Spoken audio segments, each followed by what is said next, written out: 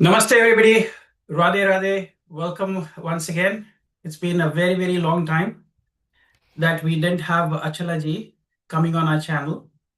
And when I was checking my records, I literally found it's been almost 2 years, exactly 2 years, since when we were doing a series on healing with the Navagrahas.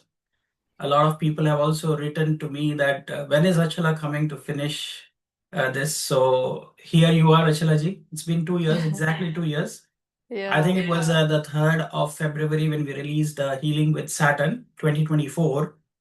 So it's already been 2 years. Although it seemed like for you that we were only like a met just blink. last year. Yeah, Yes. yeah. So I think you're Namaste, busy. namaste, Dr. Paiji also, and everyone. I'm actually so happy to be here and so grateful to have that opportunity to actually really complete this series, especially in this year, actually. And I was just thinking about it. Oh wow, it's such a special year. Every 12 years only we are experiencing the transit of Jupiter exalted, which is going to take place later in June. And I thought, wow, it's the time. That's the right time to actually address Jupiter and talk about Jupiter. So very grateful to be here.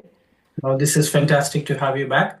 I think Jupiter wanted this to happen only when he seemed to be going into his exaltation sign of Karka Rashi, which is Cancer sign. Yeah, So over absolutely. to you. Take it over from here, Achalaji.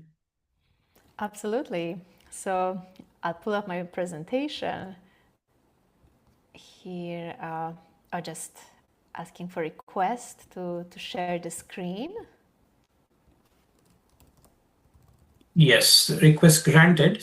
Just check if you can share your screen. Yeah, there Perfect. you go. Everything works fine. All right. So Jupiter is such a fascinating and beautiful planet with so many beautiful names and which all of them have so many beautiful meanings as well. He's of course known as Guru in Sanskrit, which is dispeller of darkness, apart from being a teacher, since Gu means the darkness and Ru means to dispel. So Guru is the planet that actually dispels the darkness, which even from astronomical perspective, I believe makes a lot of sense, as Jupiter is known as this so-called failed star. He's known as the planet who was supposed to be a star similarly like our sun, but eventually sun took over. And yet still Jupiter remains as this very, very bright guiding light in our sky. He's also known as Brihaspati, which means the one who is the Lord of vastness, literally, because Brihat means something that is very vast, like the ether element that he presides over. So Brihaspati also is the Lord of vastness.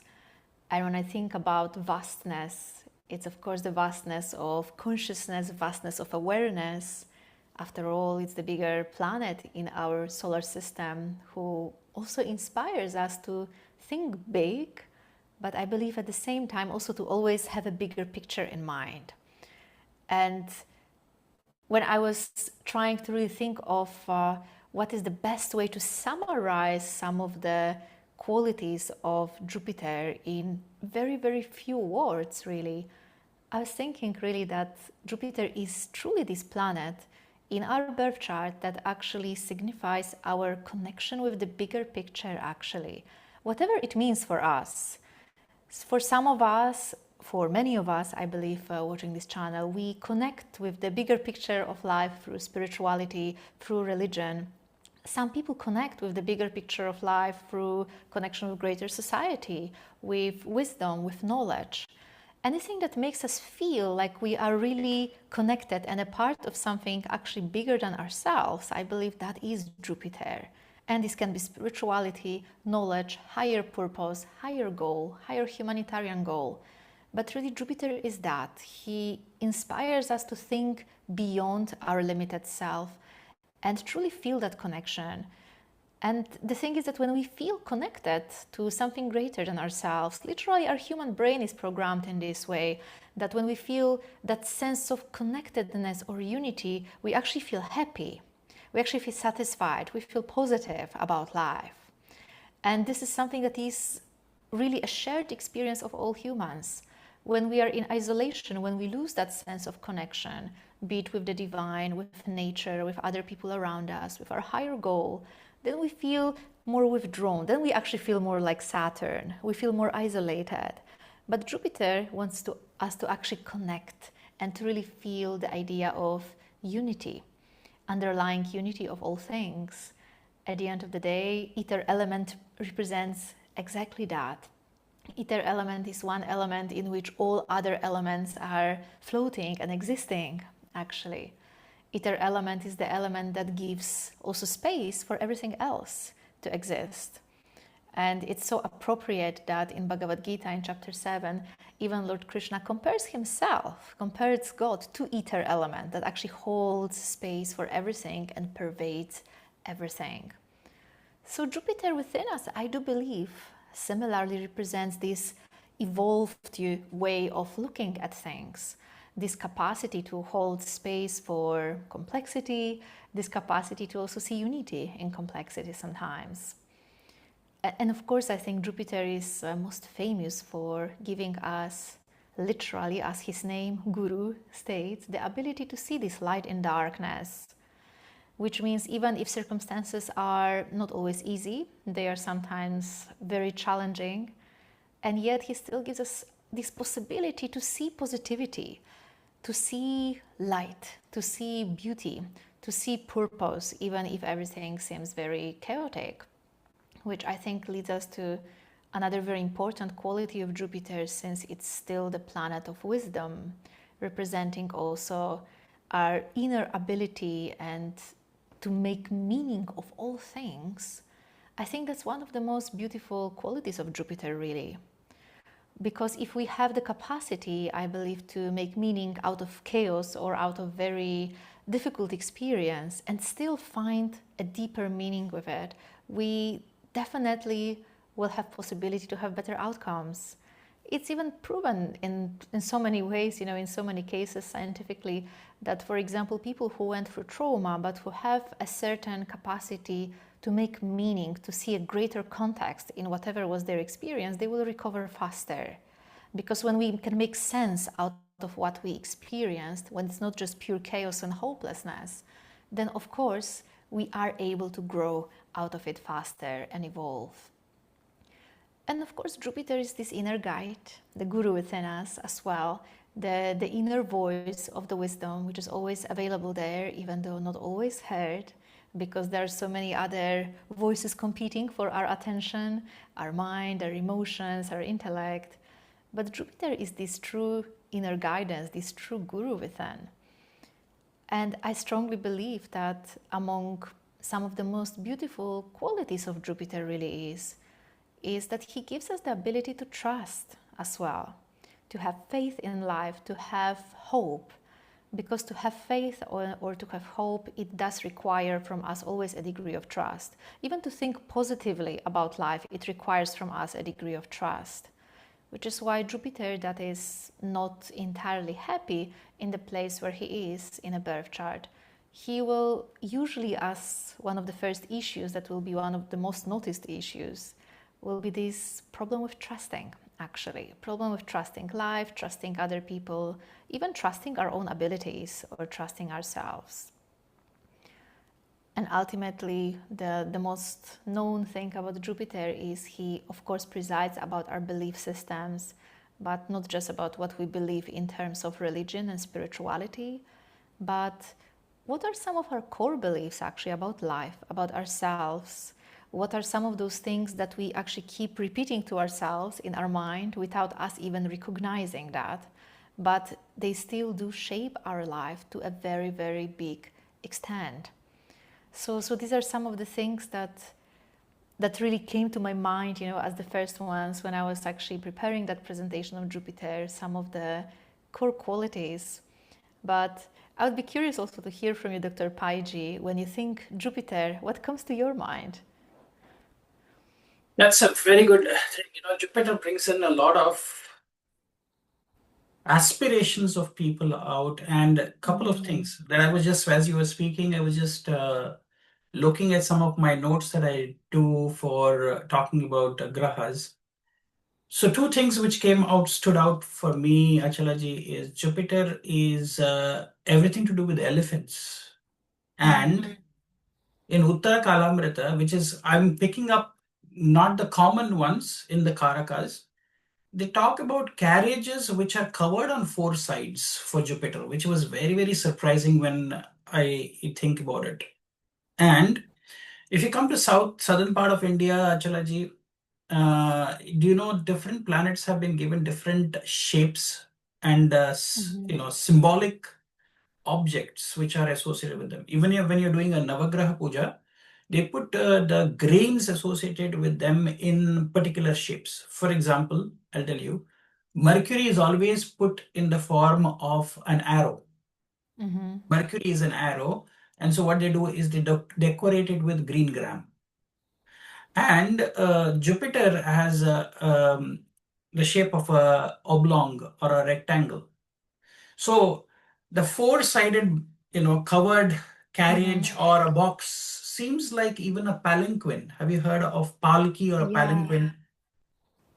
So this is something I will also tell you that certain temples have this process of taking the deity out on a procession and they take it on a palki, which Mm-hmm. is all covered, and then they open that for the people to actually watch. So it's a palki utsav, they say. Utsav is a thing.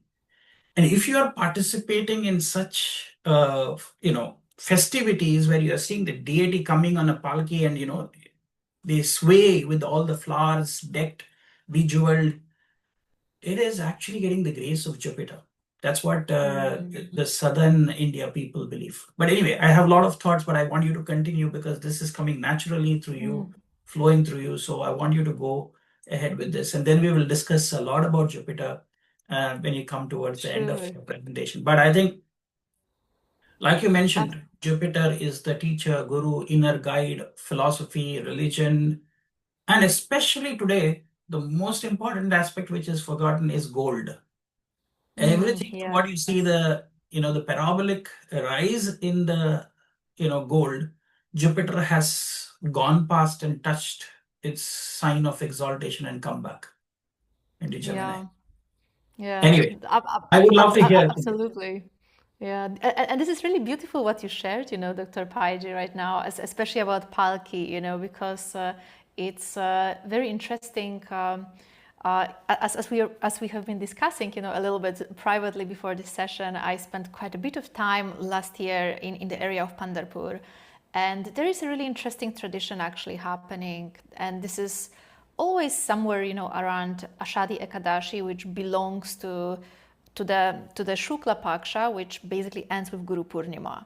So it's a very like Jupiterian, let's say, fortnight, because it's a Guru Purnima, it's the Purnima full moon of all the gurus, and of course, that full moon also occurs in Mula Trikona of Jupiter.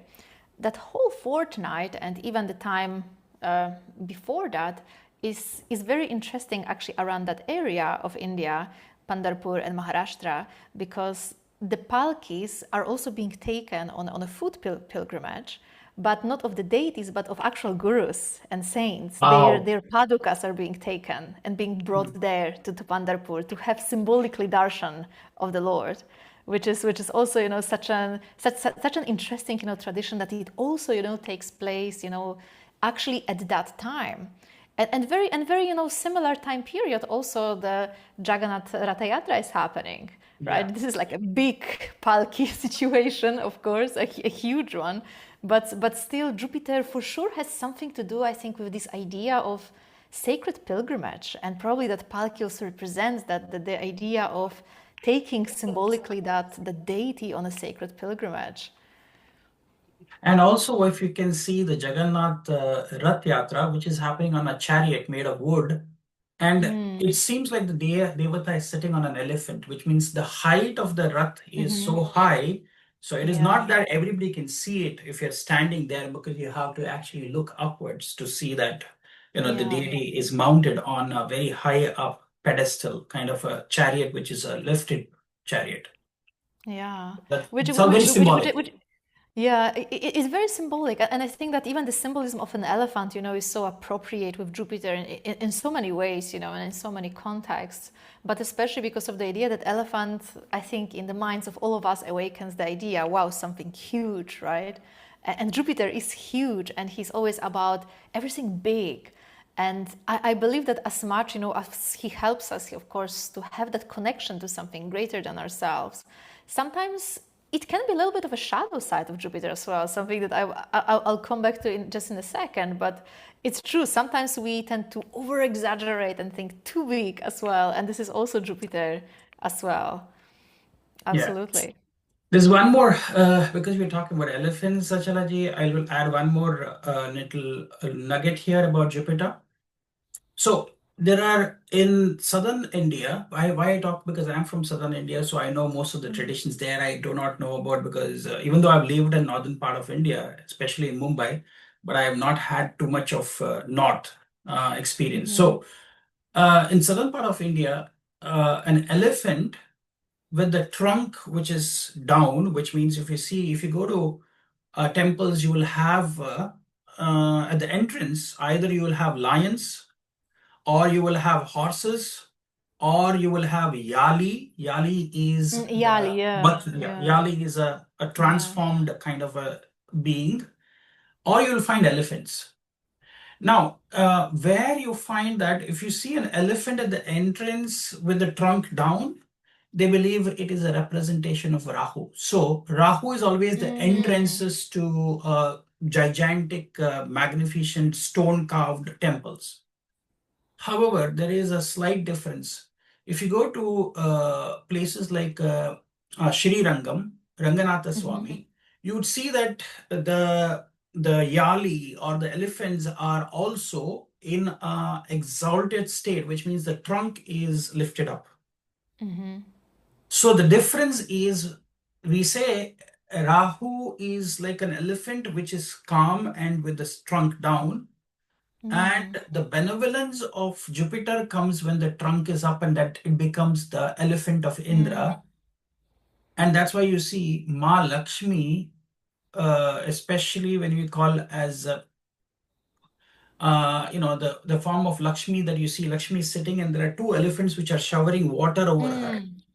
Gajalakshmi, yeah. Gaja Lakshmi, exactly. That is the one that is actually giving you Jupiter's, grace and Mm. status. So Gajalakshmi is usually associated with the fame, recognition, name, and Jupiter's most important thing because they are showering with, Yeah. two pots. They're showering water over her, and she's sitting in the middle. There are two elephants. That is the representation of Jupiter that we see in South India, is what my Mm. tradition talks about, especially. Mm. But if you just see an elephant, like you go to, have you ever been to Kerala? Yes, yes. Have you been to Guruvayur? Yes, yes, we have been to Guruvayur. Have you seen the elephants? There are so many elephants in Guruvayur, in the I, temple. I, I didn't had actually a chance to see that much because the day when we were visiting in Guruvayur, there was such a big crowd, that really, we just needed to go with the group, Ah, come okay. in, come out. It was like a very, very fast experience. Yeah, but Because beautiful darshan. Yeah. yeah, if you have the darshan, remember Guruvayur has energies of Guru and Vayur. And Vayur, yeah. Vayur is Guru and Vayu. They brought the Hmm. idol of Sri Krishna there Yes. and they installed it. So basically, what is Guru Vayur? It is energies of Jupiter and Saturn because Mm. Saturn represents the Vayu Tattva. Yes. So it is a joint effort that you see, and those people now who would be going to Guruvayur, you'll find the absolute bliss of Guruvayurappan, which is Krishna, Hmm. is because if you know astrologically, the transit Saturn's 10th aspect is on Sagittarius, and Jupiter's Mm. 7th aspect is also on Also in Sagittarius. Sagittarius. Yeah. And what is Sagittarius? Sagittarius is a sign where the Bhagavad Gita was actually revealed, and Krishna's energy and pilgrimages are all associated with the Sagittarius. Why?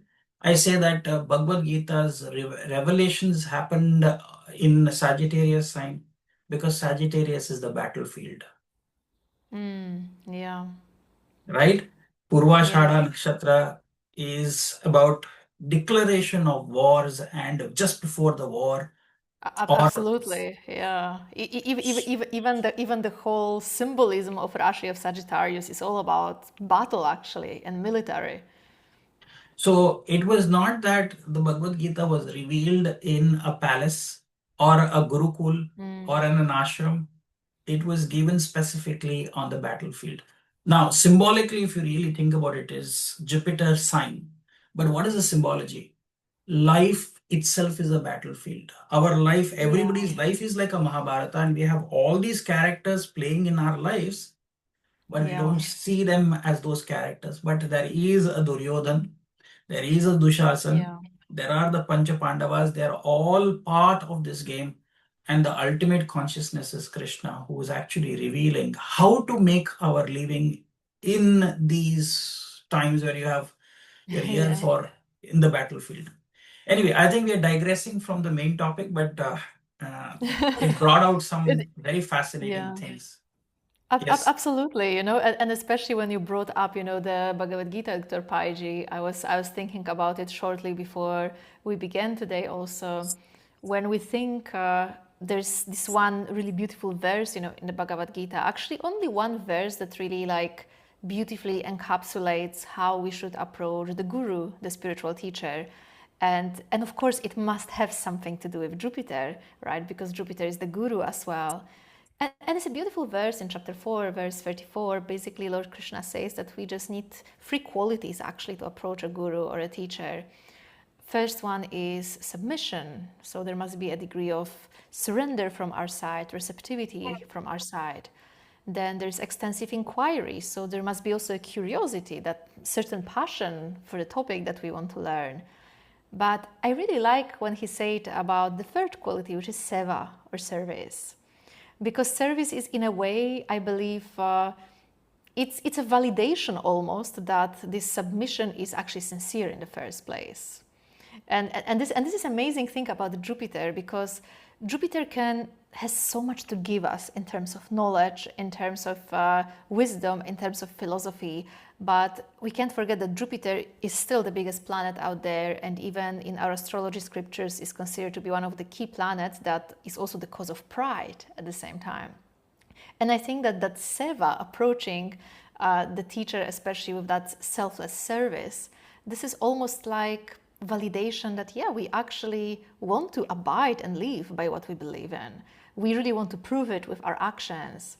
And this is, I think, many times, especially in the beginning of spiritual path, almost like the biggest blind spot. We have all the knowledge, we believe in very high and lofty things, but how do we actually take it and bring it into practice? And how do we actually make it real and grounded?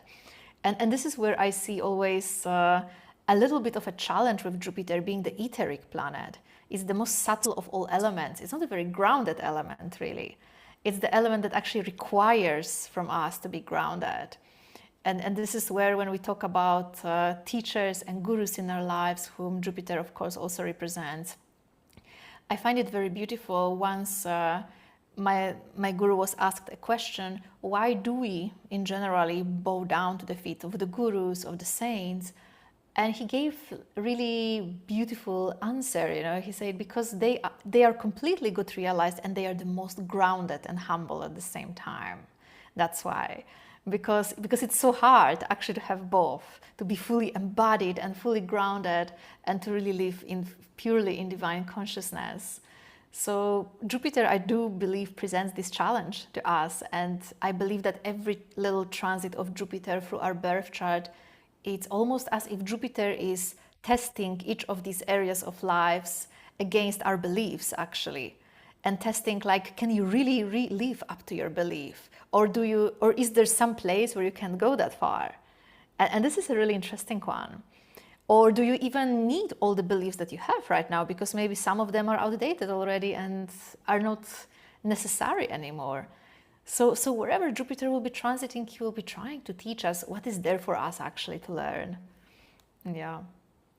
So I made this little slide, like for all the other planets for healing of the Navagrahas, trying to outline some of the extremities that we may experience also with Jupiter, I believe, especially when he's manifesting his energies through different gunas, actually. When Jupiter, for example, is more tamasic, especially somewhat associated with planets that are making his energies go down, or in signs of his debilitation, this is when Jupiter's energy normally will be manifesting a lot as skepticism and a lot of intellectualization, actually. This is when we sometimes can meet people who are really good in intellectualizing things, but there's a lot of doubt and skepticism in everything they do. And due to that, Jupiter's energies, they can't be as expansive. There's not as much receptivity there always. On the other hand, when Jupiter gets his energy, I would say, a little too much sometimes, he can become hyper optimistic and completely ungrounded too. And interestingly enough, like I've seen that really a lot with Jupiter exalted in particular, which is why as much as I really look forward to Jupiter exalted transit, it also makes me think that maybe one of the advices that we as astrologers should give to people for this year is really don't make a decision just because you think it's really genius in the moment, because it might be not. Sometimes we actually need to give it a little bit of time, a little bit of thought. So Jupiter, especially when he is Rajasic, because Rajas is a guna of passion, he makes us like really excited about things. But then when things are not taken into account realistically, or when they don't turn our way, we will be also very, very disappointed at the end of the day. So that's always, I would say, a struggle with the extreme side of Jupiter, when there's too much of his energy and it's not grounded enough. And I believe that the most sattvic expression of Jupiter will be actual grounded wisdom, when we're actually wise, when there is, of course, positivity in us, but we're not naive. And that's the thing. We are not just taking any idea that comes into our minds and just act upon it immediately, but there is a degree of wisdom and discernment there. So some notes that I made on Jupiter: when he's more in his tamasic mode, he tends to have many doubts. Lord Krishna in the Bhagavad Gita, he said so nicely in one place that doubt is almost like this poison of the mind, because if we are doubting, there is no success for us, neither in material world, not in spiritual world. And Jupiter tends to have too many doubts when he is overly tamasic, when he doesn't have enough energy in the birth chart. This usually is quite characteristic of lack of faith. There will be difficulty trusting. There will be unhealthy beliefs very often, especially about ourselves, but also about others sometimes. And by unhealthy, I mean that when Jupiter is struggling, when he's tamasic, then we tend to tell those wrong stories to ourselves on repeat. Unfortunately, there is lots of negativity in there. And I do believe that for Jupiter also, when he is placed in such a tamasic way, he will have lots of difficulty with actually making meaning of difficult situations. And this is very easy from there to go into victimhood mentality and to negative thinking if we struggle to make meaning out of what's happening to us. So that's always a little bit of a challenging one. And I think the most visible, especially when Jupiter happens to be in the signs of Saturn or Mercury, because these are not the most cheerful planets out there, actually. They are quite cold, they are very intellectual, they focus a lot on the surface and outside side of things. And this is where Jupiter sometimes struggles really to shine with his full energy. On the other hand, when Jupiter is more Rajasic in nature, more passionate, of course we'll see their faith and optimism, but we'll see too much of it, sometimes, to the extent that there is, there's usually like a lot of this excitement when it comes to starting new things, but there might be struggle with actually keeping doing them and sustaining them. Because of course, when we initiate new things, we have this nice spike of dopamine. And I noticed that especially Jupiter in signs like Cancer and Leo, which are ruled by the luminaries, as much as he can bring a lot of beautiful qualities out of the person, he does sometimes a little bit of that, that there is this easiness with initiating things, but it's just so hard sometimes to maintain the same level of enthusiasm throughout. Can be too much confidence sometimes also with Jupiter in that placement. And by too much confidence, I mean, we never think about confidence as a quality that there can be too much of it. But the thing is, like I've seen over and over again, for example, a person can come for astrology session with very nicely placed Jupiter, and person will be resonating with everything, and person will be very enthusiastic actually about using new solutions, new remedies, changing some things in life. And then after a month, if you speak to the same person, what did you change in life? Probably nothing. So there's a lot of that enthusiasm in the moment, but it's just hard to put it in practice sometimes. And there's too much of confidence that yes, because I believe in something, I will do it, but actually it does not happen. So usually for people with this like very strong placements of Jupiter, it's very important for them to have those external reminders and action plans whenever they actually want to put things in action. Sometimes can be a little bit of unrealistic approach as well. This belief that everything is going to be fine no matter what. Unrealistic approach also means, I think, that we all know in our life those type of people that they can't even hear about negative feedback because immediately they're like, no, I want positive vibes only. So there's some form of disconnection there, almost like Jupiter wants to allow only good things inside, but there is a certain disconnection with reality, certain lack of groundedness. There will be often with that Jupiter also too much of intellectualization going on or oversimplifying things, trying to connect too many things together as well sometimes, just because it just sounds like a really exciting idea. So Jupiter with this placement, I would say, when he is generally in this hyper-optimistic mode, the biggest blind spot is just certain disconnection with reality. There's too much being in the head, too little being in the body, actually, and in connection with the world. And I believe that the most beautiful, really, expression of Jupiter, when Jupiter becomes truly sattvic and truly refined, which I strongly believe, honestly, is not just about what we have in our birth chart, but I think it is also something that generally comes to us more with age and experience when Jupiter becomes more grounded, is the ability to see the full picture, simply speaking. Like we were talking about Bhagavad Gita, Arjuna who sees both sides of the battlefield at the same time without ignoring none of them, seeing actually both of them exactly for what they are.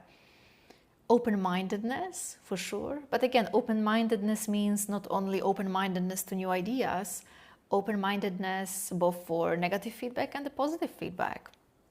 Clarity, I believe, comes with strongly placed Jupiter and well-refined Jupiter as well.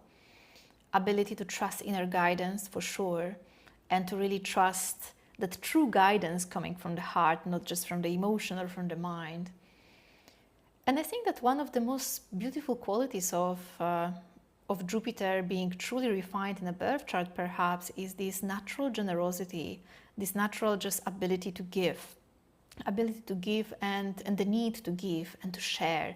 It's just always there. It's not something that I just want to keep it for myself. I really just have the need to give and to share with others. And that's one of the most beautiful qualities of Jupiter, truly. So when I was thinking about Jupiter, once again, and avastas of Jupiter, he has so many different states that he can go through as a planet. We know about the avastas from Brihat Parashara Hora Shastra, where Sage Parashara describes that, yes, the planets, they go through these different states depending on their conjunctions, their company, the signs they're seated in. I think one of the most complex ones actually is the Lajita Avasta, when Jupiter is ashamed, when he's actually conjunct with Rahu or Ketu. For Jupiter, that is a complex conjunction because Jupiter is a planet of optimism and faith and expansion. And when he actually gets conjunct with Rahu or Ketu, there always is a little bit of that, I think, inner doubt, and doubting, like, am I right? Like, do I do really the right thing, Because Rahu and Ketu, of course, always lead a person towards very unconventional ways of finding wisdom, unconventional ways of thinking, breaking certain social norms, and sometimes very revolutionary ways of thinking as well. But very often it comes at the cost of this little doubt, and it's really interesting because I've met lots of people in my life, some of them great teachers, actually, who have that conjunction.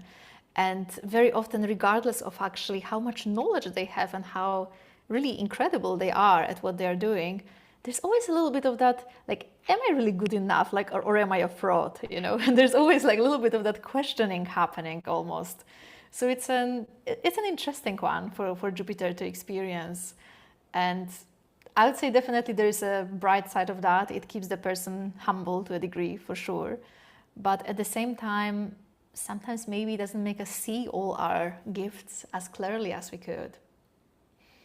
The proud Jupiter, or the exalted Jupiter, in other words, in Garvita Avasta, is an interesting one, because this is where I believe we'll see all the qualities of Jupiter in an excess. There will be too much of it. There will be lots of overdoing things, this overexcitement, hyper-optimism very often, unless, of course, there is some other planet balancing this out in some way. But very often there will be like a lot, happening out there. There will be a lot of generosity also, for sure, and a lot of wisdom.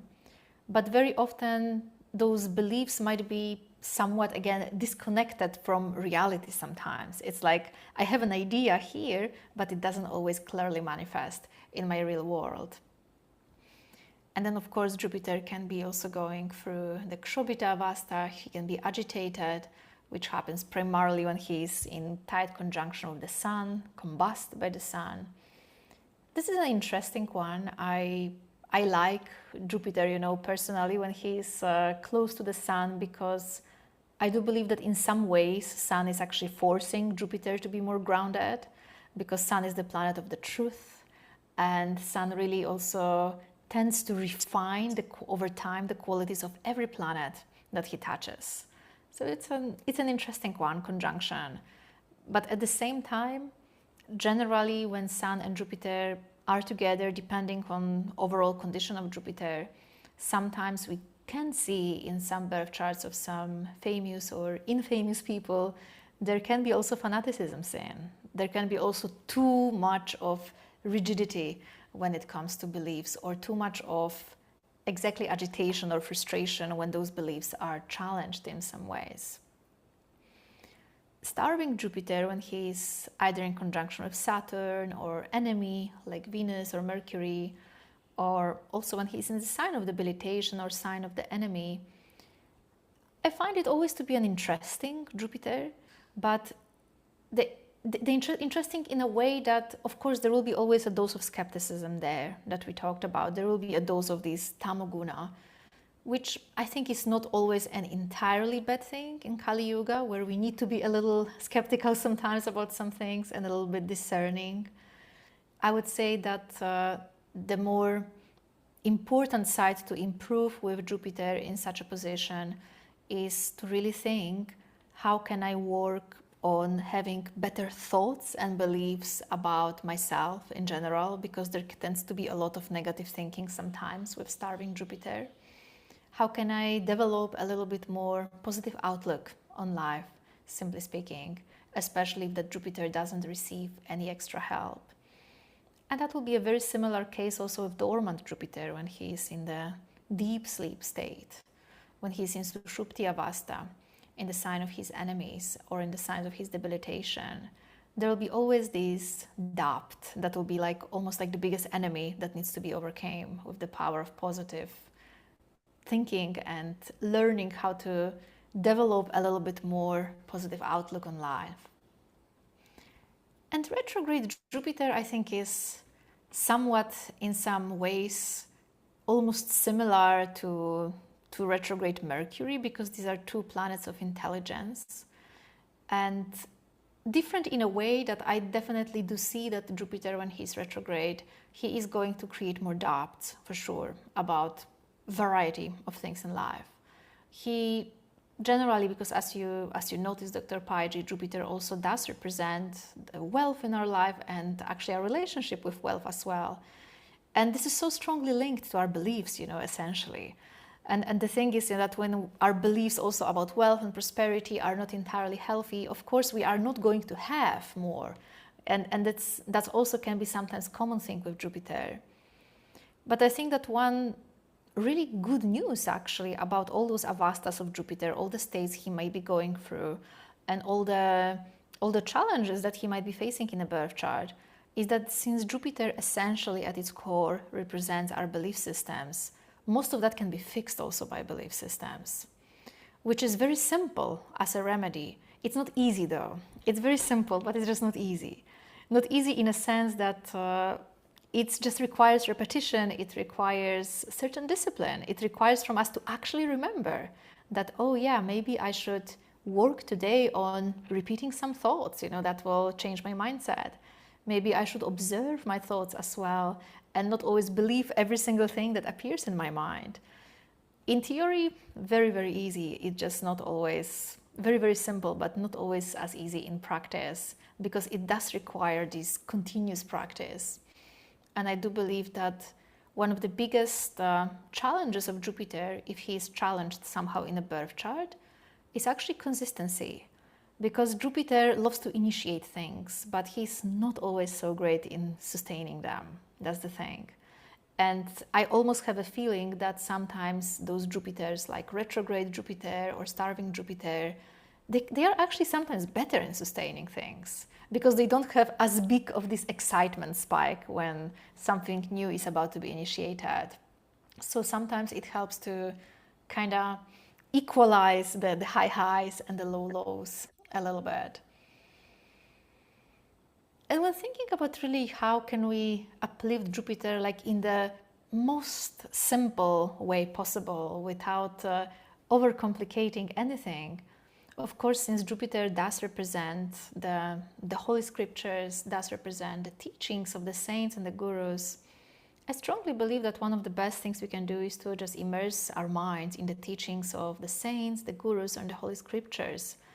And we don't need to do much. My Gurudev teaches that 12 minutes a day even can make a big difference.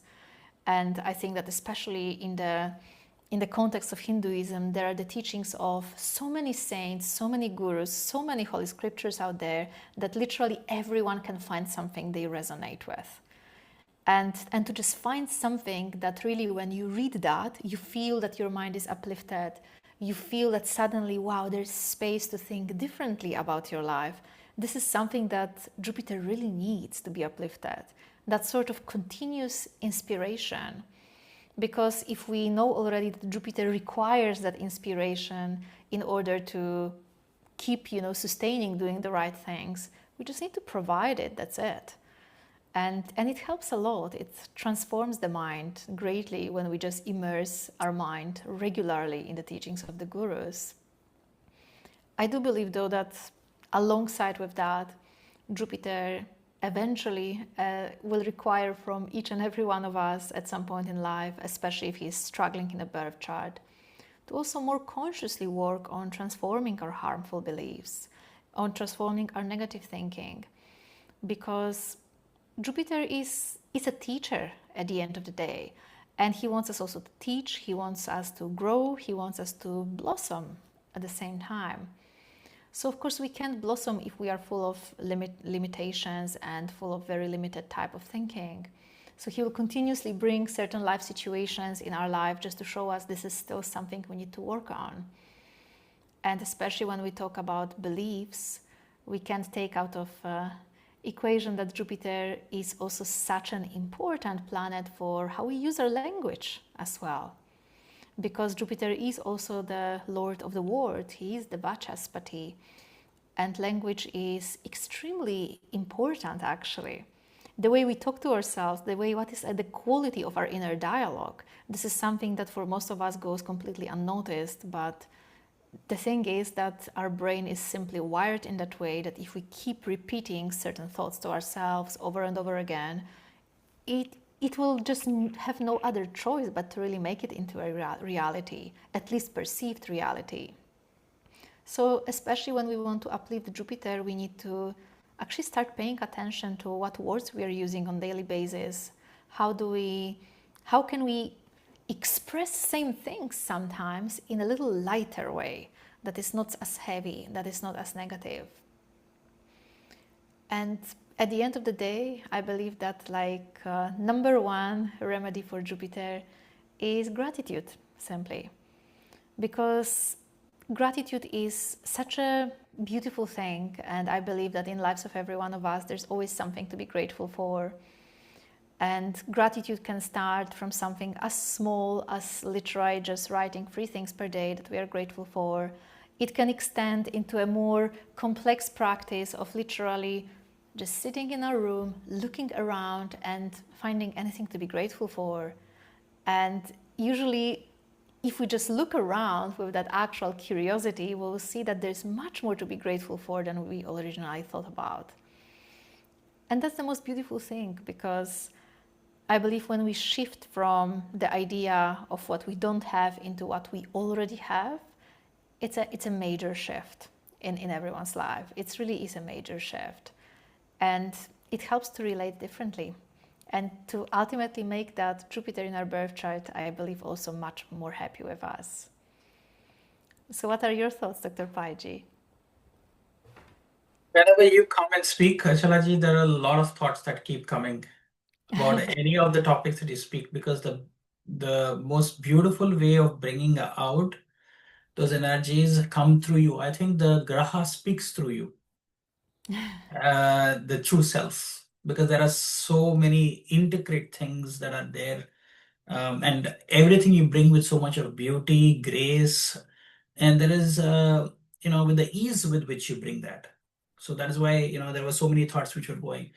Now, as you're speaking, my mind always is a research mind. It goes into many, many loops of thoughts. So a couple of themes that came to my mind based on this beautiful presentation. I'm going to go into slightly more astronomy and mathematical thing, but I'm sure you have some more slides, or this was it.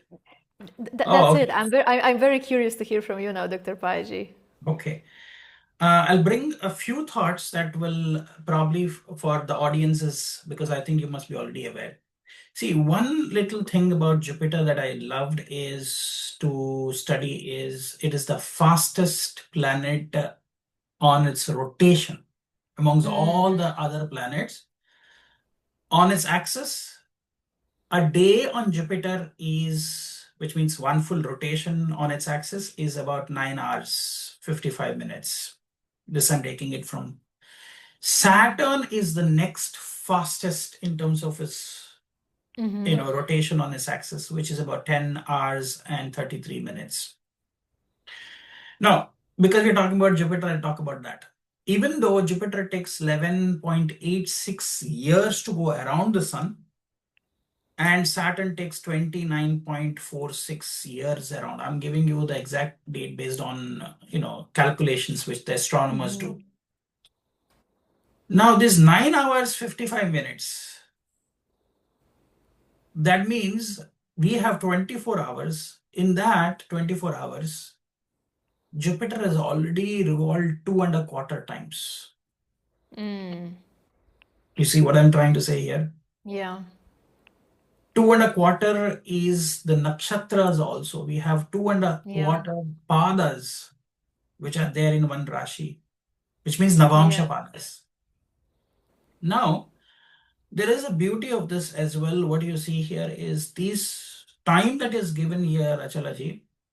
You will find there are 12 muhurtas which covered in one rotation of one muhurta is 48 minutes. Yeah, that's amazing. That's incredible, isn't it? Isn't it? So Yeah. so totally we have 30 muhurtas during the day, but 12 muhurtas are covered by one revolution. I'm not talking about a rotation around the sun. I'm talking where it is revolving around on its Revolution. axis. Revolution. Yeah. So 12 muhurtas are completed there. That's something very significant. The other theme that I also came across is how the astronomical significance is when you see the Mula Trikona of planets vis-a-vis their exaltation positions. Oh, yes. Yeah. Which means if you know Mula Trikona of Jupiter is Sagittarius, Yeah. and it goes and exalts in the eighth Rashi, eighth bhava from wherever Yeah. Sagittarius is, which is Cancer. Now look at other guru, which is Shukracharya. His exaltation, Mula Trikona is Libra, Tula Rashi, and his exaltation is Meena, Pisces. Pisces, 6. Yeah. Only gurus are the ones which exalt in 6 and 8, which means you are not able to because they are. But look at Sun. From his Mula Trikona, the Yeah. exaltation is 9, Dharma, Sthana. For Saturn also it's Dharma, Yes. Sthana from Aquarius. For Moon and Mercury, it is the same Sthana, Mm. which means they exalt and their Mula Trikona is the same sign. Yeah. It's a 10th sign it will get from its Mula Trikona, which means Mula Trikona is Aries. So its exaltation position is. In So can you Capricorn. see there is a difference? What we thought is the 6th house and the 8th house is where the gurus are, your highest teachings are there in the 6th house and 8th house. Absolutely. And I really love that you brought this up, Dr. Paiji, because I think especially in context of those two houses, 6 and 8 house, so much fear sometimes around it, Yes. right? While in reality, these are so beautiful houses. I mean, I agree that these are the houses where we as humans experience things which we just don't like, to put it that way. But at the same time, we do experience things like seva and service, the 6th house. We experience things like deep, deep devotion and surrender in 8th house, which is incredible. It's like really core of spirituality if you think about it. Yes. And the other beauty is these are all astronomical observations. All planets from their Mula Trikona, they experience their fall first before their rise, which means their nature, Rashi, they encounter first before they meet in the order of the zodiac, which means I'm saying from its Mula Trikona, if you go in the order of the zodiac, they will first encounter their Rashi where they go Nicha before they go into their Rashi of Ucha. Yeah. Exception is Venus. Venus first experiences Ucha on his journey from his Mula Trikona before it goes and experiences Nicha. Yeah. While in English, we always say we fall in love, but Shukra is we rise in love. Yeah. Because that is the rise comes first before the fall comes. Yeah. All other planets, the fall comes first before the rise comes, which means if you're thinking like a sinusoidal wave, you will have to hit the bottom before you rise again Before you in go the up. sinus. Yeah. You go up. Right? This was another thought. The other beautiful thing about Jupiter is, and this is something that I can probably do a complete lecture on it, maybe for another time, Achalaji, but what I like the concept is about it's Digbala of planets. All Digbalas of planets are found in 1, 4, 7, 10, Yeah. which is the Kendras. Yes. So if your first house is what we say in esoteric way is your buddhi, which means your complete buddhi, dhi shakti. The word dhi is associated with the Jupiter. Dhi, you see, wherever in Sanskrit the suffix comes as dhi, that means it is Jupiter's energy, which is called as dhi shakti. Dhi shakti means the ability to perceive something. So buddhi. So in the first house is where Jupiter and Mercury finds their digbala. In the first bhava. That is buddhi. Yeah. Right? The 7th from there is called as vriddhi. Vriddhi. Where Saturn and some Finds people his also say Digbala. Rahu. Yeah, it's digbala. So wherever Jupiter is sitting, is aspect in the seventh house will cause vriddhi if you apply buddhi. Similarly, wherever Saturn is sitting, that is where everybody wants vriddhi, but the opposite sign is actually the buddhi. Yeah, Understand? Now that let's go makes a to lot of the sense. other two houses, 4 and 10. Fourth house bhava is called Shuddhi. Dhi of Shuddh. Shuddh means cleansing, purifying. I Purity. want to purity. That is why it's a Jala Lagna. That's why water purifies. The fourth house is where Moon and Venus finds their Digbala, Yeah, directional strength. Both of water. yeah, Shukra brings clarity, and Moon is the salt water, which cleanses. We need to remove the energies that we have going out, have a nice shower, cold yeah. shower, or have a salt water bath. Mm-hmm. You can put all, mineral bath or all of those will give you the Shuddhi.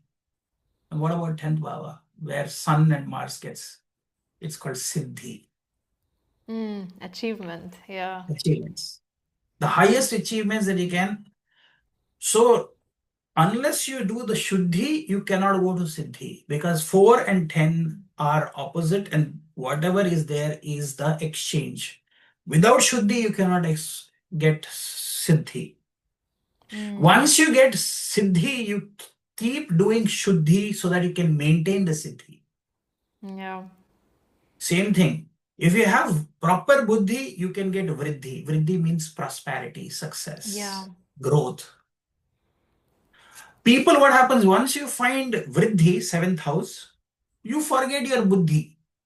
Yeah, that happens most of Buddhi the time. diminishes. So Vriddhi will also start diminishing. So these beautiful combinations that I'm seeing is ultimately, if you realize, if the Buddhi is high and the first house is kept in shape, then all the other things will start falling in place, which means with the Buddhi, you will also think about Yeah. Shuddhi. After Shuddhi, you want to go attain Siddhi. Eventually, Yeah. people want Vriddhi in their life, which means progress, Yeah. going marching forward. Absolutely. So, do you see everything is happening in actually the natural four houses are Chara 1, 4, Yeah. 7, 10, Aries, Cancer, Libra, and Capricorn. Yeah. They are the natural Buddhi, Shuddhi, Siddhi, and Vriddhi. Yeah. Yeah. So, I And find Jupiter plays a very, yeah, go ahead, Achala. no, absolutely. Just made me think. Like since you brought the topic of Digbala, it's I think in Jupiter's case especially, such an important one because I actually often get this question. Like why. Like what's the problem with Jupiter in the seventh house, right? Because we sometimes see Jupiter, as karaka also of marriage, and we see Jupiter also as karaka of prosperity. So what's really the problem, there? But I think that you already touched upon that, Dr. Paiji, because really I think the main reason why Jupiter and Mercury they really feel, so good in the first house because they are like our main sources of intelligence really of the birth chart, and our source of intelligence really should be inside of us. It should not be in other people. Yeah, it should Exactly. not be outsourced to people, to things we possess. Like we should not be possessed by them. We should have our own discernment there, and this is why Jupiter really exalts, in the first house in the first place. That's why you said beautifully. That's why I really wonder, will AI, which is more like Mercury, will ever be able to take the position of a Jupiter or a Guru? That's the thing. Yeah. Because there is no emotions when you're talking about AI. When you go to a Absolutely. real Guru, there is love, there is compassion. They teach you the Yeah. ultimate source is, it's not about just awareness. They creating Guru creates the awareness. Your teacher creates the awareness Absolutely. in you. So And, it is the and, and, inner and, I, journey. and I think even more importantly, when we go to truly enlightened master, one thing that not only no AI can replicate, but no even normal human can replicate that experience. This is along the lines what you were just telling, how especially on Jupiter and Saturn, the days are so fast, and and it makes so much sense that these planets also represent the ether and air element, right? The fastest elements out there. So even when I think about, Jupiter, I think many people who also have like a living master and had a chance to be with a living master, they can testify to that experience, that you kind of can spend one day with a guru and it feels like a year has passed. Like it feels like so much has happened, because so many things are accelerated suddenly. The karma itself is accelerated, and everything that happens on energetical level, it's like so hard to put into words, interestingly enough. Jupiter is the planet of words, is the planet of us trying to make meaning out of things. And yet, paradoxically, when it comes to these most beautiful and transcendental experiences, which Jupiter actually represents, there are just no words. There's only an experience. Yeah, very well said. And then the last thing before I wrap up, because I have to, go, even though I would have Sure, loved to sure. stay here and then, talk a lot about these things, but you brought in many, many concepts. We'll have to keep it for another day. But I wanted to say, as a thought for everybody, because, in astronomy, because I always discuss this with my peer, my colleague, I would say, Dr. Aditya Togi, who's an astronomer, Mm. I always ask him these questions. And maybe this is something, people should be asking this.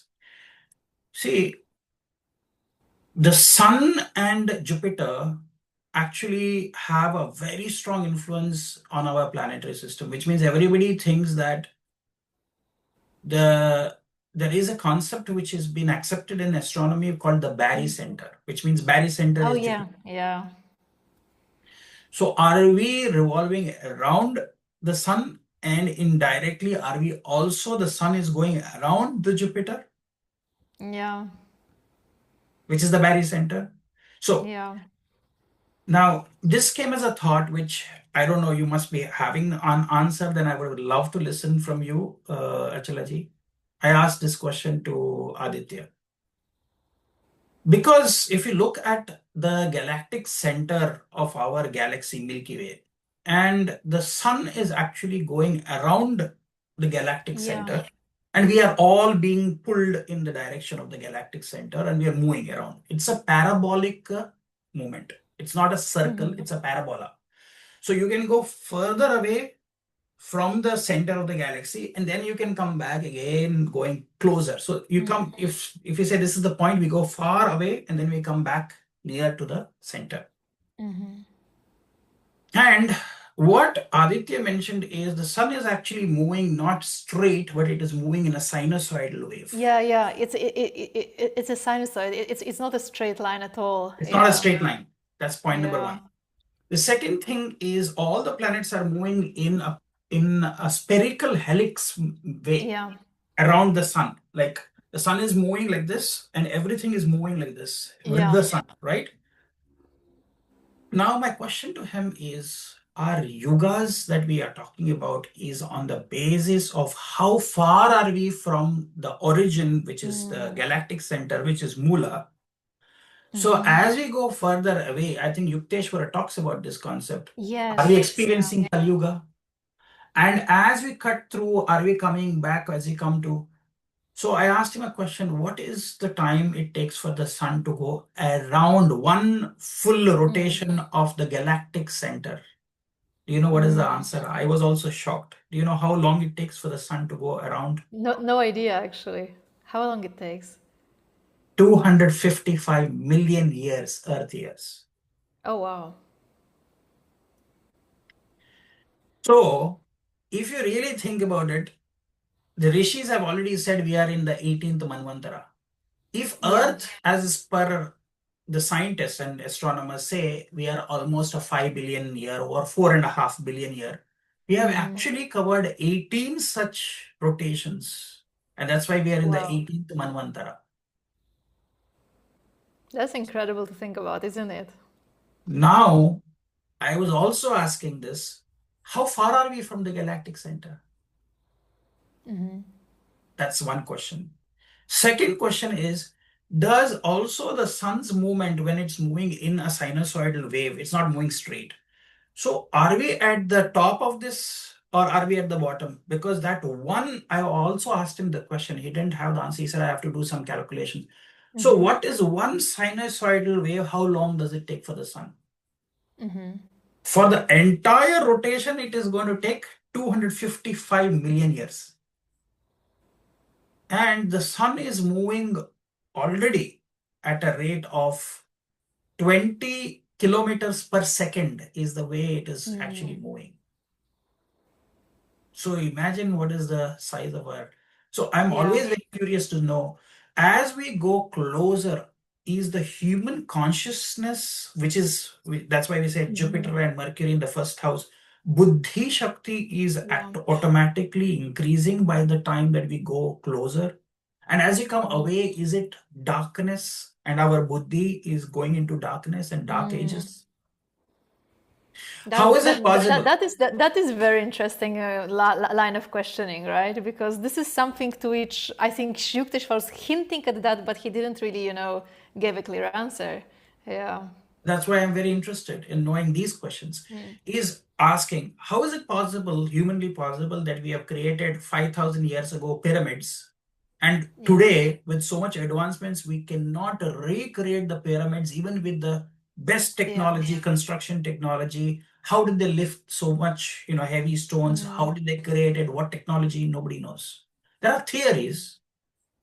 Yeah. How could you have built with such precision? You will find all over the world. It's not India. Can you see some of the temples 1500 years Yeah. ago, 1200 years ago? Look at the architectural marvel. Yeah. What tools they used?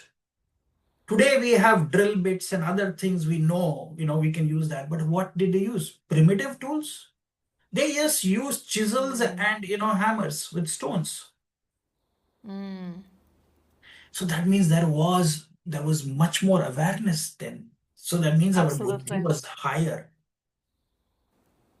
So Yeah. maybe there is also this movement of the sun where we, at that time, construction and other things, whatever happening at, we are at the high. Are we at the low of the sun's travel and Well, that transit? that would make so much sense, isn't it? Especially when I'm It thinking, makes sense to me. about the development of AI. Like really, like okay, for us it's even fine, but I'm always wondering, like, wow, how is going to be the D and the Buddhi for people who grow up with that, right? Like where that skill, like that actually brought those temples to life is going to be. Like, where would it be Exactly. taken from? Yeah. So these are the questions I think they are unanswered. If any of our viewers are watching this, and if you have the answers, or you can direct me to somebody who has these answers, then Mm, please let me know. I would definitely love to have a discussion with them on these kind of absolutely. aspects. Because where are we as a human race in our evolutionary journey? Yeah. Question is not about just answering about where the planets are. You're talking about transits. Oh, now Jupiter has moved in. But Yeah. the whole entire scheme of things, where are we today? How evolved are Mm. we? What are we moving towards? Mm.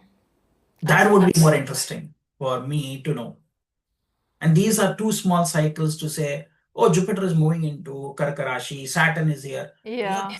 minuscule when you're thinking about the scale of things that we're talking about the Milky Way galaxy, which is, I was even zapped by thinking 255 million years for the Yeah. sun to go It's once. such a massive time, right, to think about. Like even if we think, like in Bhagavatam, like sometimes when there are those scales of times are given, they are huge, Yes. like for us it seems like, oh, 4,320,000 years, which are like 4 yugas, that this is so much, but Yeah. it's nothing. It's nothing. Like these 4 yugas, like there are 1,000 of them happening in one day of Brahma Yeah, only. in the Brahma, exactly. Just one day, right? This is actually incredible to think about. And then when we think about it, that this Brahma himself, he has also certain amount of years that he's living, like 100 years. And one information that I did found, somehow to be really interesting and curious is So the scriptures do specify that we live in the 51st, actually, kalpa, so 51st years of our Brahma, which means, interestingly, because 1 year of Brahma is basically one breath of Lord Vishnu. So for 50 years, he's exhaling and emanating our universe. But from 51st years of Brahma, he's inhaling back again, Inhaling. actually, our universe. Because if you are So, thinking Brahma is 100 years, right? If you're thinking yeah, yeah. Brahma is 100 years of life. And one more thing, what will also fascinate me is dilation of time, which Oh, means yeah. now quantum physics and quantum astronomers are able to say, astrophysicists are able to say, if you are at the center of our Milky Way galaxy today, 15 minutes there could be equivalent, I don't know the real number, could be like 1,000 years on Earth. Yeah. That 15-minute time there because time dilates. Yeah. That's why, there are stories which are given in the Puranas where a king called Kakudmi went to Brahmaloka with his daughter Revati. Yeah. Yeah. And when he was asking who's the best bridegroom for my daughter, Brahma starts laughing because he says, that 15-minute wait that you had here, already so many, yugas have passed. So those people that you think as the best suitors are no longer there on the earth. Yeah. Yeah. And we have that idea throughout the Puranas, right? We have Bhuloka, Bhuvaloka, Swargaloka, all the way to Satyaloka, and time flows very differently in all of them. Different.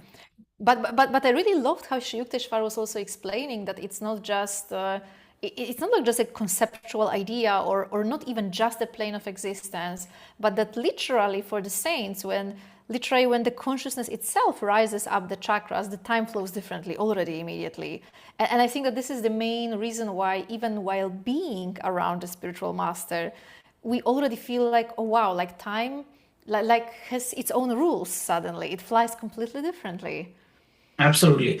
And that's why I asked another question to my, team. It's just of my pondering. It's my inane pondering. If you can go to a point in the universe currently, a point which is 5,000 light years away from Earth, 5,000 light years away from Earth.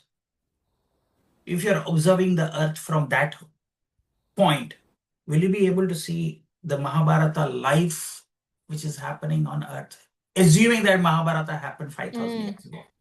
Which means, can you see Krishna battling there?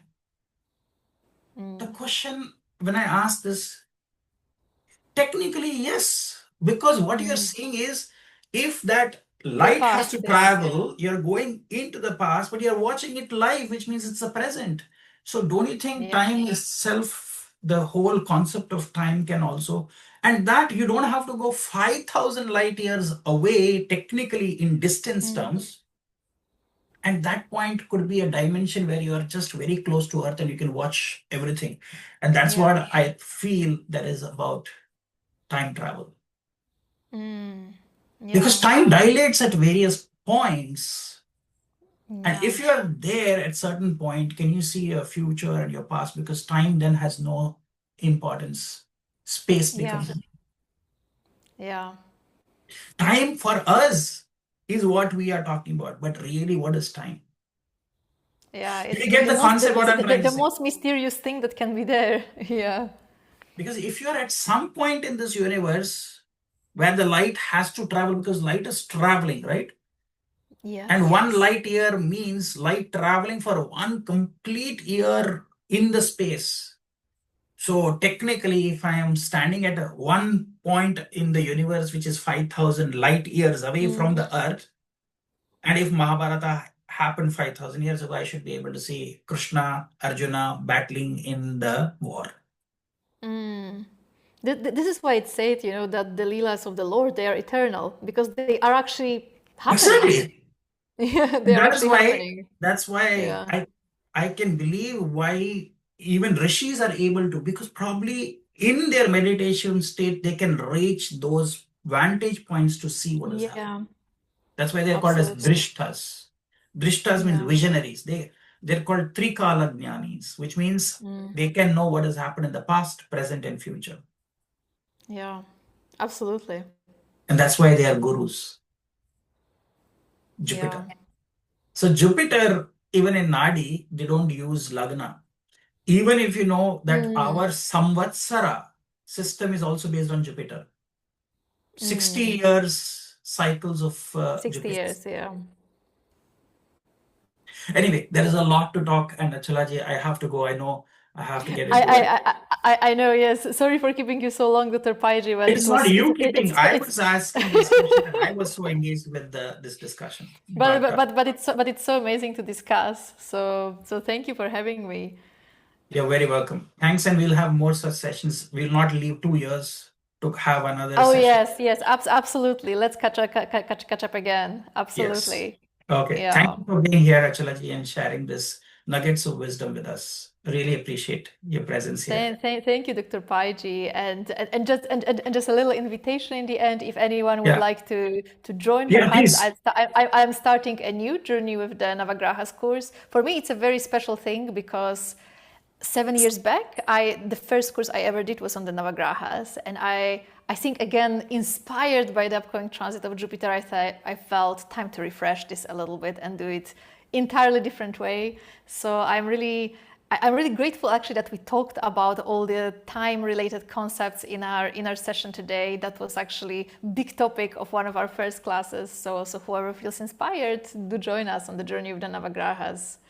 Fantastic. And if you have a link and the dates, I will put them in the description. Oh, sure. So you can share that with me and how they can register for your course. So please give me a link so that I can give a link in the description so people who want to join this course.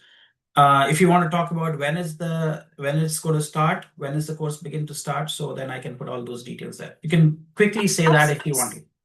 Absolutely. We started actually the first session we had already this Sunday, but it will be very paced because it will be taking place throughout 1 year, so everyone has actually enough time to really dive into the material and actually digest it. Okay, great. I'll leave those links. Achalaji, you can send that and I'll put that in the description for all of those people. Absolutely. But so grateful that you took time out to come and share all of this. Likewise, Dr. Paiji. Okay. Always a pleasure discussing with you. Yes. Namaste. Thank you.